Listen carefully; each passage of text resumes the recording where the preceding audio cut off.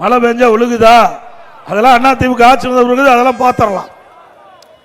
இன்னொன்று இந்த பறவை பேரூராட்சி, அங்கே சேர்மன் முழுமையாக பணி செய்ய முடியாத அளவிற்கு இந்த விடியா திமுக ஆட்சியில் பல இடையூறுகள். ஒரு பேரூராட்சியில் மக்களால் தேர்ந்தெடுக்கப்பட்ட அந்த சேர்மன் முழுமையா பணி செய்ய வேணும்.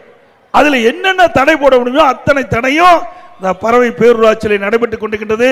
அனைத்து இந்திய அண்ணா திராவிட முன்னேற்ற கழக ஆட்சி அமைந்தவுடன் அந்த பேரூராட்சியில் இருக்கின்ற மக்களுக்கு அந்த பொறுப்பில் இருக்கின்ற சேர்மன் அவர்கள் என்னென்ன தேவை என்று, மக்களுக்கு என்னென்ன தேவை என்பதை அறிந்து அரசுக்கு பரிந்துரைக்கின்றோ அதையெல்லாம் செய்து கொடுத்து மக்களுக்கு தேவையான நன்மைகள் அண்ணா திமுக ஆட்சியில் கிடைக்கும் என்பதை நேரத்தில் தெரிவித்து,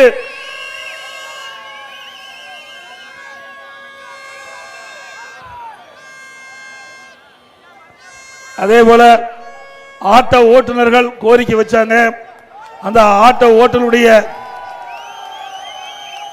சங்கத்தில் உறுப்பினர் இருக்கின்ற அந்த ஓட்டுநர்கள், ஆட்டோ ஓட்டுநர்கள் அவள் புதிதாக ஆட்டோ வாங்குவதற்கு அனைத்து இந்திய அண்ணா திராவிட முன்னேற்ற கழக அரசு அமைந்தவுடன் அவளுக்கு ஒவ்வொரு ஆட்டோவுக்கும் 75,000 ரூபாய் மானியம் வழங்கப்படும்.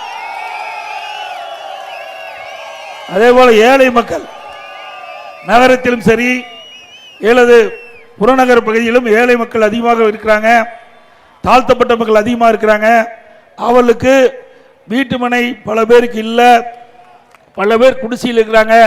அப்படிப்பட்ட மக்களை எல்லாம் கண்டறிந்து அவருக்கு அற்புதமான பல லட்ச ரூபாய் மதிப்புள்ள கான்கிரீட் வீடு கட்டி கொடுக்கப்படும். அதோட ஒவ்வொரு தீபாவளி என்றும் நம்முடைய தாய்மார்களுக்கும் நம்முடைய சகோதரிகளுக்கும் அற்புதமான சேலைகள் வழங்கப்படும். சேலை வழங்கப்படும்.